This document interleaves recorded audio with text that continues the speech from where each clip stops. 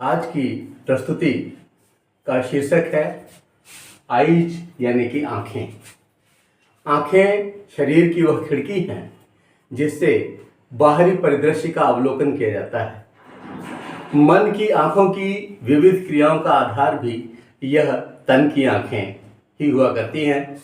तन की इन आँखों पर कवि, लेखक, गजलकार, प्रेमियों, ऋषियों, विद्यार्थियों सभी ने विविध दृष्टिकोण रखे हैं। नयनों के कारण बहुत कुछ नयनाभिराम लगता है। नैसर्गिक सौंदर्य हो या कृत्रिम, देखने का आधार तो ये नेत्र ही हैं। शर्म से झुकी हुई आँखें, क्रोध में घूरती हुई आँखें, सरल स्नेही आँखें, धूर्त आँखें आदि विविध रूप नयनों के ही हैं।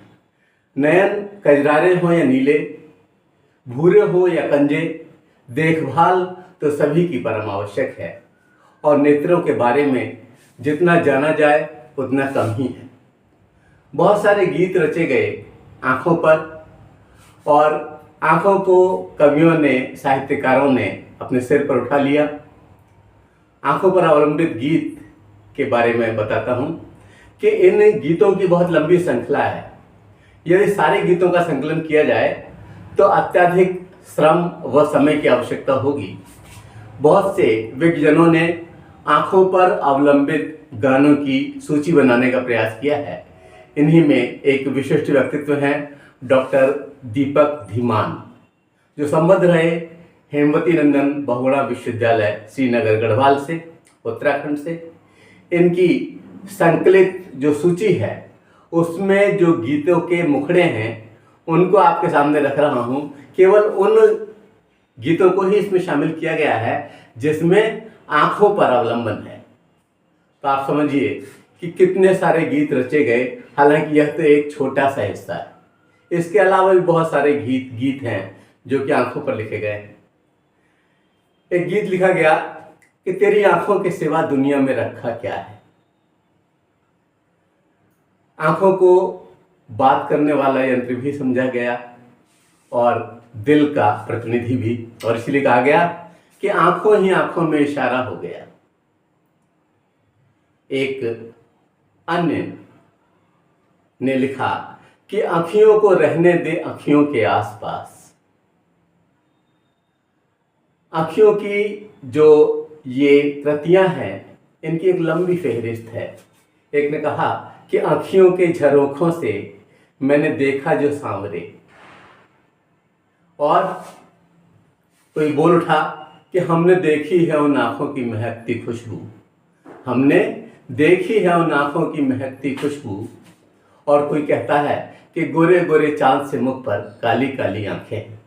एक और गीत है कि आपकी आँखों में कुछ महके हुए से राज हैं, आपकी आँखों में कुछ महके हुए से राज हैं।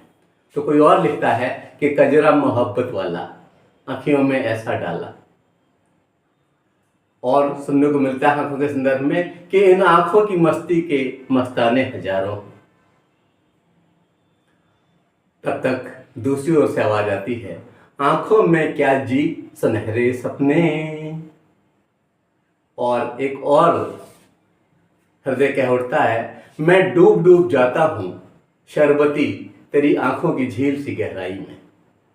दूसरी ओर आँख को अवलंबन लेकर के एक और रचा हुआ गीत कि आँख से छलका आंसू और जा टपका शराब में।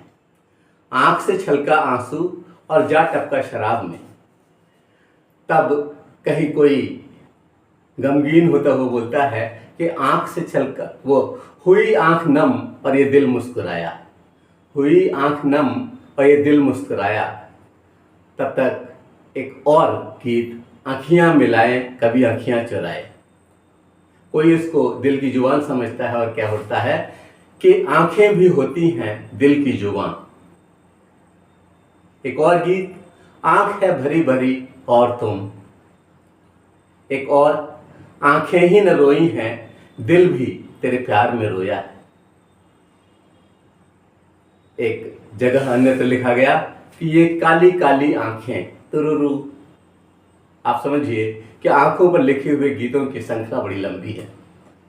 कोई बोलता है कि आंखों में बसे हो तुम, तुम्हें दिल में बसा लूंगा। आंखों में बसे हो तुम, तुम्हें दिल में बसा लूंगा। एक और गीत बड़ा प्रचलन में रहा कि कत्थई आंखों वाली एक लड़की। आंख के बारे में अलग अलग विद्वानों ने अलग अलग तरह से चित्रण किया, और एक ने लिखा कि आंख उठी मोहब्बत ने अंगड़ाई ली। आंख उठी मोहब्बत ने अंगड़ाई ली। एक और वरिष्ठ जन लिखते हैं कि अखियां नू चैन न आवे, सजना घर आजा। एक बहुत सारी रचनाओं में अगला क्रम है कि अखियां उडीक दियां, दिल वजह मारदा। कोई लिखता है कि बहुत खूबसूरत हैं आंखें तुम्हारी, बहुत खूबसूरत हैं आंखें तुम्हारी। और कोई और लिख उठता है, दिल की आवाज़ निकलती है कि शाम से आंख में नमी सी है, शाम से आंख में नमी सी है। और दूसरी ओर एक और आवाज़ आती है जो कि आंख के संबंध में है कि आंख की गुस्ताखियाँ माफ़ हों, आंख की गुस्ताखियाँ माफ़ हों। और एक और गीत जो आपने बहुत अधिक सुना होगा कि आंखों में तेरी अजब सी अदाएं, आंखों में तेरी अजब सी अदाएं हैं। आप देखिए आंख को कहाँ कहाँ किस किस रूप में चित्रित किया जा रहा है। एक बोलते हैं कि सुरीली अखियों वाले, सुना है तेरी अखियों से। एक और गीत है, तेरी काली आँखियों से, तेरी काली आँखियों से जिंद मेरी जागे। तो कोई कह उठता है कि तेरी आंखों में मुझे प्यार नजर आता है, तेरी आंखों में मुझे प्यार नजर आता है। आप समझिए आंखों को लेकर के हिंदी सिने जगत में बहुत सारे गीत रचे गए, बुने गए और वो परोसे गए और हिट भी हुए। इसी तरह से एक गीत के बोल थे कि आंखों से तूने यह क्या कह दिया, आंखों से तूने यह क्या कह दिया। एक और जगह ये देखने को मिला कि आंखों में नींद न दिल में करार। एक गीत के बोल थे, सांवली सलोनी तेरी झील सी आंखें, सांवली सलोनी तेरी झील सी आंखें। तो दूसरे और ये लिखा गया कि चेहरा है यह चांद खिला है, जुल्फ घनेरी शाम है क्या। चेहरा है यह चांद खिला है, जुल्फ घनेरी शाम है क्या। सागर जैसी आंखों वाली, ये तो बता तेरा नाम है क्या। बहुत हिट रहा यह गीत। और आंखों के बारे में एक और कलाकार ने प्रस्तुति दी उस गीत पर कि अपनी आंखों के समंदर में उतर जाने दे, अपनी आंखों के समंदर में उतर जाने दे। तेरा मुजरिम हूँ मुझे डूब कर मर जाने दे, तेरा मुजरिम हूँ मुझे डूब कर मर जाने दे। और एक और बहुत हिट रहा गीत और बहुत अधिक सुनने को मिला कि रात कली एक ख्वाब में आई और गले का हार हुई। रात कली एक ख्वाब में आई और गले का हार हुई। सुबह को जब हम नींद से जागे उन्हीं से आंखें चार हुई।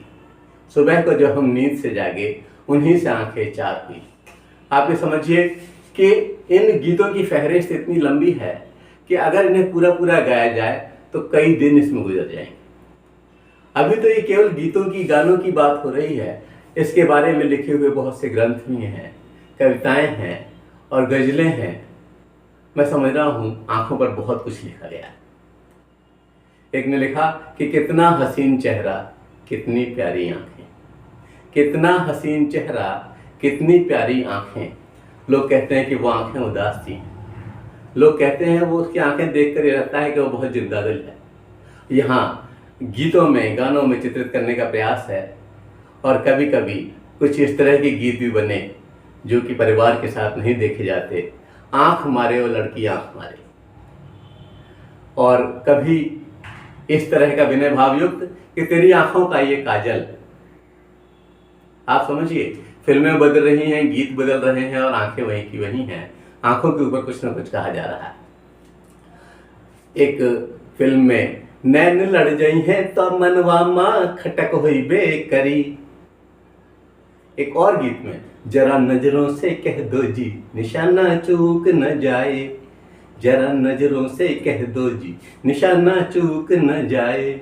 आप समझिए कि आंख पर कितने विचारकों ने विचार किया होगा, और ये आंखें कितनी प्रभावशाली हैं कि इसके बहुत सारे प्रकार देखने को मिलते हैं। कहीं ये बात करती हुई लगती हैं, कहीं ये कुछ कहती हुई लगती हैं। अगले गीत में 42वां गीत है उस श्रृंखला का, जो कि धीमान जी ने दिया कि तुम्हारी नजरों में हमने देखा। दूसरी ओर एक अन्य कलाकार क्या उठता है कि तेरे नैना बड़े दगाबाज रे, तेरे नैना बड़े दगाबाज रे। और ये गीत आपने बहुत सुना होगा हिंदी बेल्ट में कि तेरे मस्त मस्त दो नैन मेरे दिल का ले गए चैन, तेरे मस्त मस्त दो नैन मेरे दिल का ले गए चैन। और एक और विचारक लिखता है कि तेरे नैना बड़े कातिल मार ही डालेंगे, तेरे नैना बड़े कातिल मार ही डालेंगे। तब दूसरे ओर लिखा जाता है कि तेरे नैना तेरे नैना तेरे नैना रे। खड़ी बोली तत्सम शब्द और तद्भव शब्द से युक्त पंक्तियों के बीच भी इन आंखों को रखा गया। कहा गया कि तो से नैना लागे मिली जिंदगी। एक और गीत कि नैना जो सांझ ख्वाब देखते थे नैना, नैना जो सांझ ख्वाब देखते थे नैना। एक और बात है जो नैना के संदर्भ में है कि नैनों की जो बात नैना जाने है, नैनों की जो बात नैना जाने है। और एक और गीत नजर नजर ढूंढे तुझे मेरी नजर, नजर नजर ढूंढे तुझे मेरी नजर। और एक 51वां गीत उन धीमान जी की श्रृंखला के कजरा रे तेरे नैना कारे कारे। आपने देखा किस तरह से कि अद्भुत श्रृंखला इन गीतों की देखने को मिलती है। और ये चंद गीत हैं और बहुत सारे और गीत हैं जो कि छुपे रह गए हैं, जो इनके संज्ञान में नहीं थे। उन गीतों को यहाँ हमने शामिल नहीं किया है। तो आप समझिए कि आंखों को लेकर के कितना लिखा गया है। ज्ञान, परिमार्जन, उन्नयन से जुड़े आलेख, कविता, कवित्त, दोहा, चौकड़िया, सवैया, फाग, पद, अनुवाद गीत, उद्धरण, कड़वक, नवगीत, खंडकाव्य, सोठा, सबद, बिरहा, पहेलियां, निबंध और गजलें सभी नैनों से संबद्ध रहे हैं। नैनों की दुनिया में टहलते हुए जब यथार्थ के ठोस धरातल पर हम कदम रखते हैं तो विशेषज्ञों की चेतावनी याद आती है कि आंख के संरक्षण हेतु क्या क्या ध्यान रखना चाहिए। आप समझिए, इस पर विचार करना बहुत आवश्यक है। जो आंखें इतनी महत्वपूर्ण हैं, आप समझिए हमारे बांके बिहारी तो बांकी चितवन की वजह से बांके बिहारी कहलाने लगे और हम उन्हें बांके बिहारी नाम से जानते हैं। तो किसी की आँखियाँ बांकी होती हैं, किसी की आँखियाँ बहुत प्रेम भरी होती हैं। जब राम की आंखों में अगर गंभीरता दिखती है तो कृष्ण की आंखों में एक विशिष्ट तत्व के दर्शन होते हैं, जिसे हम चुटिलापन भी कह सकते हैं और कहीं बहुत गहराई लिए हुए भी कह सकते हैं। बांके बिहारी मंदिर में भगवान श्री कृष्ण की आंखें विशिष्ट हैं। ऐसे ही बहुत सारी जगहों पर आप देखते हैं कि उन आंखों में कुछ अजीब सा ऐसा आकर्षण है जो कि हमें बांधता है।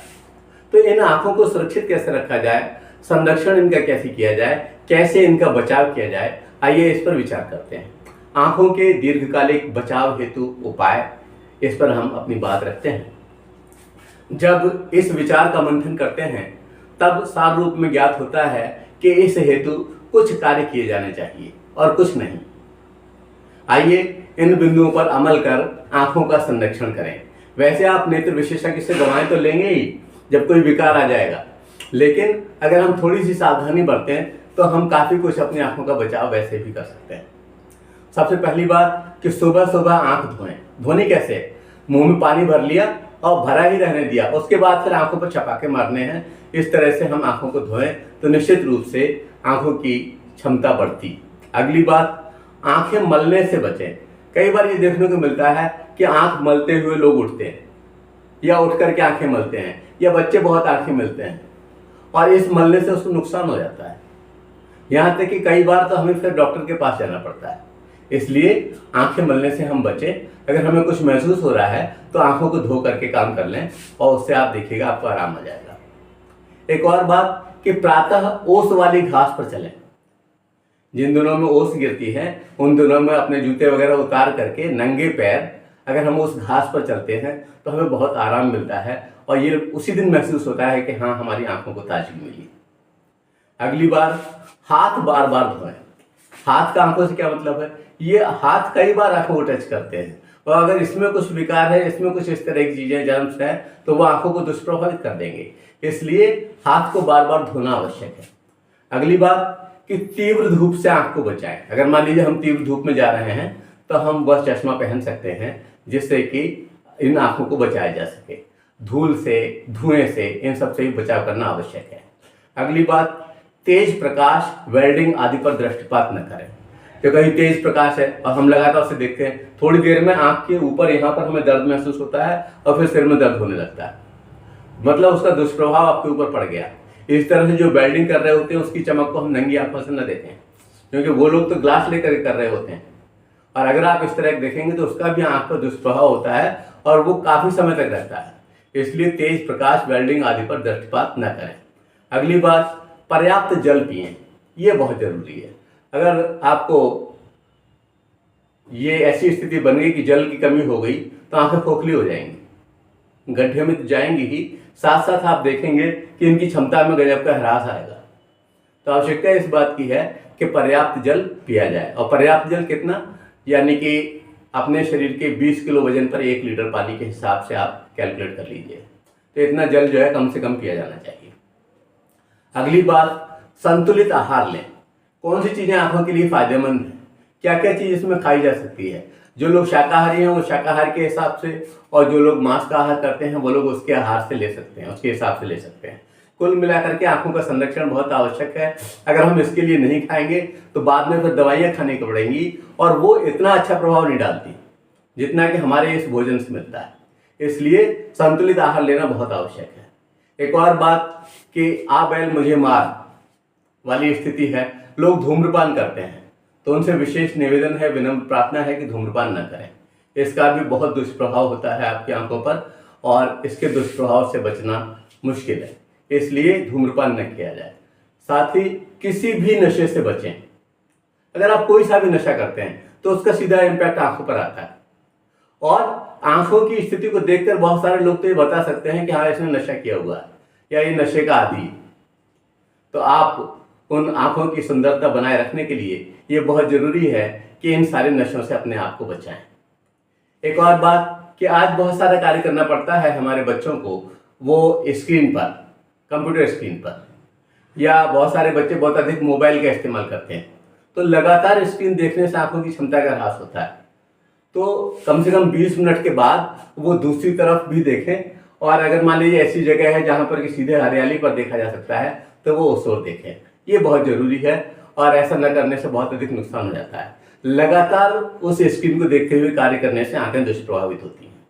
अगली बात, पर्याप्त निद्रा आवश्यक। लोग भरपूर नींद नहीं लेते। भरपूर नींद न लेने का भी जो है पूरे शरीर पर तो दुष्प्रभाव पड़ता ही है, साथ साथ आंखों पर बहुत अधिक प्रभाव पड़ता है। इसलिए आवश्यक है कि पर्याप्त नींद ली जाए। हम अपना टाइम टेबल इस तरह का बनाएं, हम अपना टाइम मैनेजमेंट इस तरह का करें जिससे कि हम पर्याप्त निद्रा ले सकें। और अगर हम पर्याप्त निद्रा लेंगे तो आप देखेंगे कि आंखों की खूबसूरती भी बढ़ेगी और आंखें और सुंदर दिखेंगी। अगली बात, बीपी और शुगर, ये भी आंखों को दुष्प्रभावित करते हैं। तो बीपी और शुगर की नियमित जांच की आवश्यकता है। अगर हम उसकी नियमित जांच नहीं करवाएंगे तो ऐसी स्थिति में आंखों को दुष्प्रभाव हो जाएगा और कई बार तो आंखों की ज्योति चली जाती है। इसलिए हमें कंट्रोल रखना चाहिए अपने बीपी पर, प्राणायाम वगैरह करना चाहिए और शुगर को भी हम नियमित रूप से जांच करें। उससे संबंधित जो भी आवश्यक चीजें हों, जो भी डॉक्टर कहते हैं आपके, उसे आप लीजिए। तो बीपी शुगर की नियमित जांच बहुत जरूरी है, वरना अचानक हम क्षमता खो बैठेंगे। अगली बात, कभी कभी हमें लगता है कि कुछ किरकन सी है आंख में, तो ऐसी स्थिति में हम बार बार जो है अगर पलक झपकाएंगे तो उससे जो है आंखें ऑटोमेटिकली साफ होती हैं। बार बार हम पलक झपकाएं। कुछ आंख में छोटा सा कण पड़ गया है तो उल्टे हम चलें पीछे कुछ कदम तो उससे वो निकल जाता है। बार बार पलक झपकाने से बाहर आ जाता है, उसके बाद आंखों को धो लिया जाए तो पूरा आराम आ जाता है। और सबसे महत्वपूर्ण बात कि हम व्यायाम करते हैं शरीर के लिए, हम हाथों को बलिष्ठ बनाने के लिए व्यवस्था करते हैं, हम पैरों के लिए कार्य करते हैं, लेकिन आंखों के व्यायाम हम बहुत कम करते हैं और न के बराबर। कुछ लोग तो जानते ही नहीं कि आंखों के भी व्यायाम होते हैं। तो नेत्र के व्यायाम बहुत आवश्यक है। नेत्र के व्यायाम बहुत कठिन नहीं है, बहुत सरल है। इसमें जैसे मान लीजिए नेत्र जो गोलक जो है आंख का, उसे up neutral down, down neutral up neutral down, इस तरह से left neutral right, right neutral left, इस तरह से हम 4 6 बार करें तो इससे जो है आराम मिलता है। उसके बाद हम इन आंखों का रोटेशन, अपना चेहरे को नहीं घुमाना है और आंख के नेत्र जो गोलक है उसको हम क्लॉकवाइज और एंटी क्लॉकवाइज घुमाना है, इस तरह से, और इसके विपरीत। तो नेत्रों के गोलक को जो है हम क्लॉकवाइज और एंटी क्लॉकवाइज घुमाएंगे। 4 6 बार घुमाने के बाद में फिर हाथ को इसे रब करके आंख पे रख लीजिए और उसके बाद जिस तरफ हरियाली है उस तरफ ये हाथ को हटा लीजिए, फिर धीरे धीरे करके आंखें खोल दीजिए। तो आप पाइएगा कि इससे ही नेत्रों को बहुत आराम मिल गया है। कुछ लोग अंगूठे के माध्यम से, कुछ लोग डॉट पेंसिल से भी इस तरह के व्यायाम करते हैं, वह सभी सही हैं, लेकिन ये सबसे सरल और बिना किसी सहारे के किए जाने वाले नेत्र का व्यायाम है। तो नेत्र के व्यायाम पर हमें विशेष रूप से ध्यान देना है, क्योंकि आंखें प्रकृति की अनमोल देन हैं जो हमारे जीवन को आनंद युक्त बनाने में सहयोग करती हैं। थोड़ा सा भी विकार होने पर नेत्र विशेषज्ञ की राय अवश्य ली जानी चाहिए। अंत में यही कहना चाहूँगा कि स्वस्थ नेत्र हर कार्य की क्षमता बढ़ा देते हैं।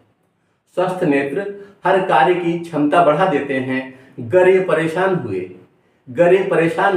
तो फिर ये रुला देते हैं, गर ये परेशान हुए तो फिर ये रुला देते हैं। स्वस्थ रहें, काया के नेत्र निरोग रखने का हर प्रयास करें, क्योंकि काया के साथ अगर हम नेत्रों को निरोग नहीं रखेंगे तो नेत्र हमें दुष्प्रभावित कर देंगे। इसलिए काया को भी स्वस्थ रखें और नेत्रों को भी स्वस्थ रखें, क्योंकि मरणोपरांत भी ये आंखें किसी के जीवन को रोशन कर सकती हैं। हम मरने के बाद भी किसी को इन्हें दे सकते हैं। याद रखें, 10 जून विश्व नेत्रदान दिवस होने के साथ हमें ये भी याद दिलाता है कि नेत्रदान महादान है, अर्थात जीवन के साथ भी और जीवन के बाद भी। आप समझिए वो कितना खुश होगा जिसे इस तरह से आंखें मिल जाएंगी, जिसकी जिंदगी में अंधेरा ही अंधेरा है। और आपका ये दान कितना बड़ा होगा। ये सारा जो कुछ भी मैंने कहा है, अगर आप पढ़ना चाहते हैं तो ये educationacharya.com पर उपलब्ध रहेगा। आप सबका बहुत बहुत धन्यवाद, धन्यवाद, धन्यवाद। जय हिंद, जय भारत।